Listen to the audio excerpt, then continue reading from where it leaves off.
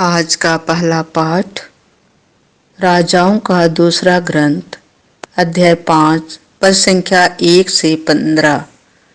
आराम के राजा के सेना अध्यक्ष नामान को अपने स्वामी का सम्मान तथा कृपा दृष्टि प्राप्त थी, क्योंकि प्रभु ने नामान द्वारा आरामियों को विजय दिलाई थी।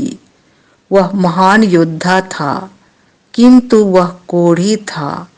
आरामी छापा मार किसी समय इस्राएल के देश से एक कन्या को उठाकर ले आए थे और वह नामान की पत्नी की दासी बन गई थी।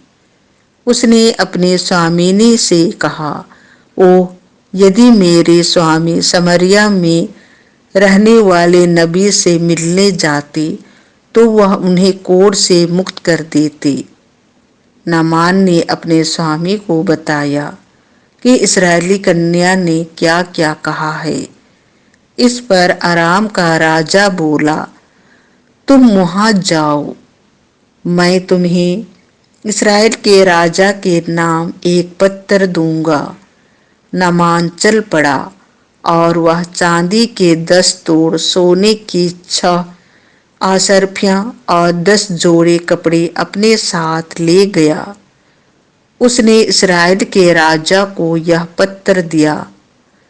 उसमें यह लिखा था, मैं इस पत्र के साथ अपने सेवक नामान को आपके पास भेजता हूँ, जिससे आप उसे कोढ़ से मुक्त कर दे। इस्राएल का राजा पत्र पढ़ते ही अपने वस्त्र फाड़कर बोल उठा, मैं तो ईश्वर नहीं हूँ जो मार और जिला सकता है, तो उसने किसी को कोढ़ से मुक्त करने के लिए मेरे पास क्यों भेजा है? वह निश्चय ही मुझसे लड़ने का बहाना ढूंढ रहा है।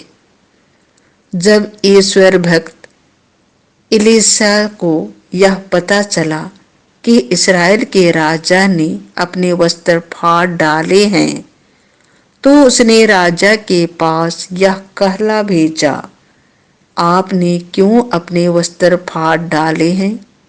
वह मेरे पास आए तो वह जान जाएगा कि इस्राएल में एक नबी विद्यमान है।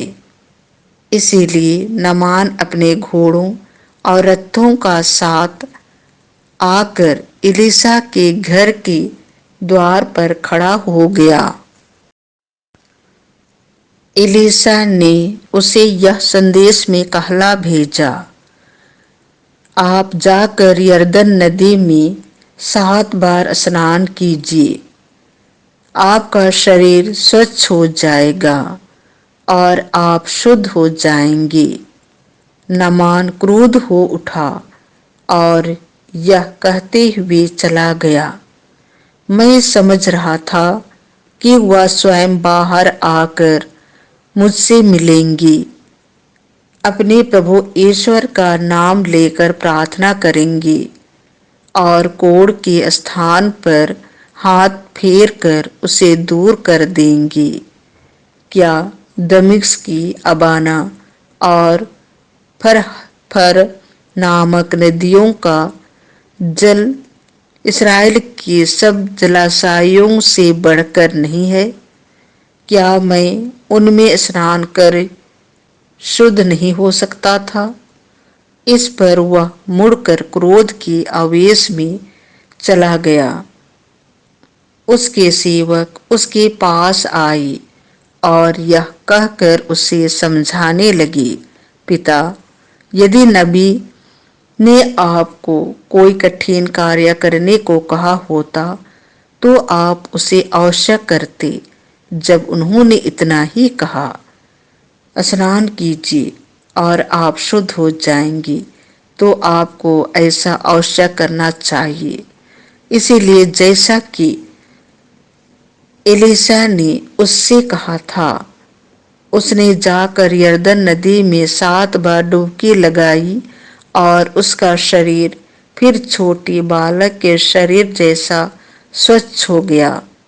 वह अपने सब परिजनों के साथ एलीशा के यहाँ लौटा। वह भीतर जाकर उसके सामने खड़ा हो गया और बोला, अब मैं जान गया हूँ कि इस्राएल को छोड़कर और कहीं पृथ्वी पर कोई देवता नहीं है। अब मेरा निवेदन है कि आप अपने सेवक से कोई उपहार स्वीकार करें। यह प्रभु की वाणी है। संत लुकास के अनुसार पवित्र सुसमाचार अध्याय 4 पद संख्या 24 से 30। फिर ईसा ने कहा, मैं तुमसे यह कहता हूँ, अपनी मातृभूमि में नबी का स्वागत नहीं होता। मैं तुम्हें विश्वास दिलाता हूँ कि जब इलियस के दिनों में 3.5 वर्षों तक पानी नहीं बरसा और सारे देश में घोर अकाल पड़ा था, तो उस समय इस्राएल में बहुत सी विधवाएं थीं। फिर भी इलियस उनमें किसी के पास नहीं भेजा गया। वह सीदोन की सरपेता की एक विधवा के पास ही भेजा गया था। और नबी इलियस के दिनों में इस्राएल में बहुत से कोढ़ी थे, फिर भी उनमें कोई नहीं, बल्कि सीरी नामक ही निरोग किया गया था। यह सुनकर सभागृह के सब लोग बहुत क्रोध हो गए। वे उठ खड़े हुए और उन्होंने ईसा को नगर से बाहर निकाल दिया। उनका नगर जिस पहाड़ी पर बसा था, वे ईसा को उसकी चोटी तक ले गए ताकि उन्हें नीचे गिरा दे, परंतु वे उनके बीच से निकलकर चले गए। यह प्रभु का सुसमाचार है।